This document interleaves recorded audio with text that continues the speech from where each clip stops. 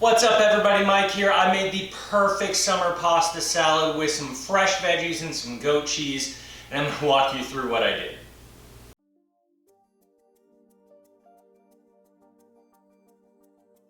So this is what I'm going to need to make my pasta salad. We have half a pound of orecchiette for the pasta. We have 1 yellow squash. We have half a quart of cherry tomatoes and 2 ounces of dried crumbly goat cheese. We have 1 teaspoon each of honey, salt, and red pepper, and 2 tablespoons of olive oil with the juice of 1 lemon for the sauce for this pasta salad. Then for some herbaceous notes, we have 1 tablespoon each, or to your liking, of dill, chives, and parsley. And then we're going to be sauteing and getting a nice char on that squash using about 2 or 3 tablespoons of safflower oil. In order to do this, we are going to need a stainless steel skillet. We have a pot to actually cook the pasta in with a strainer or a strainer lid. We're going to use a knife, cutting board, a spatula, some tongs, and finally a bowl to mix it all in. So I'm going to walk you through the process to make my super simple pasta salad next.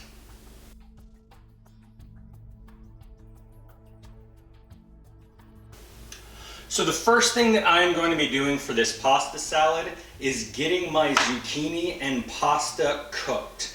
My pasta water is on the stove already. If you need to know how to cook your pasta, follow the instructions. But once it's cooked, you want to let it cool all the way down.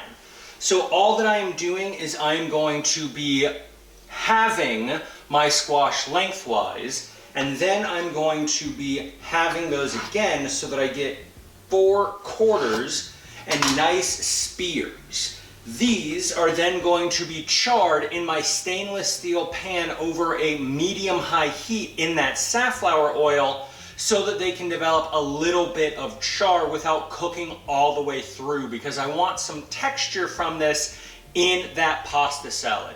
So I'm going to walk you through the charring process next.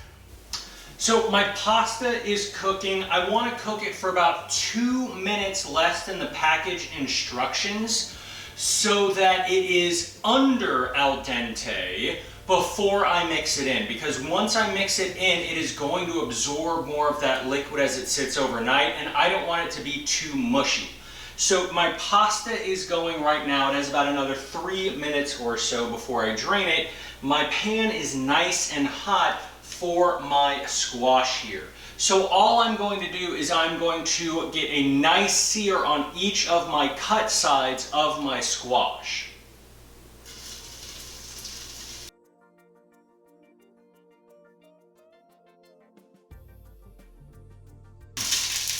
After about a minute on its first side, that is when you want to go ahead and rotate these around so that you can see that nice, beautiful color there.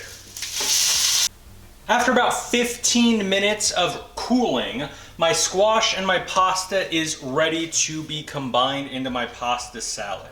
I tossed my orecchiette with some olive oil so that it wouldn't stick together just before letting it rest, and it is already in my bowl.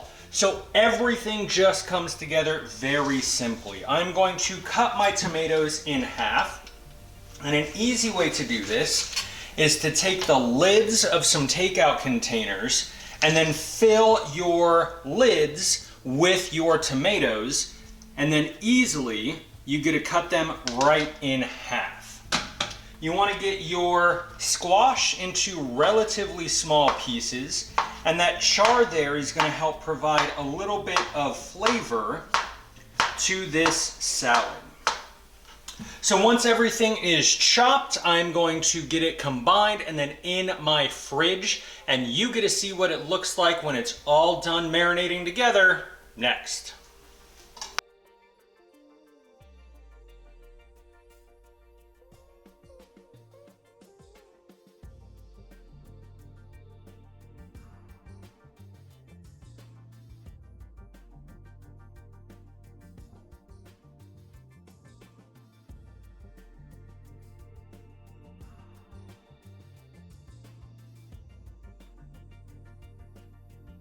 And that's how you make my pasta salad. If you want a pasta salad that's not super mushy or very heavy because of a lot of mayo or cream stuff, go with this. It's going to be very herby with a nice lemon flavor because of that super light dressing, but until you try it, just look at my face.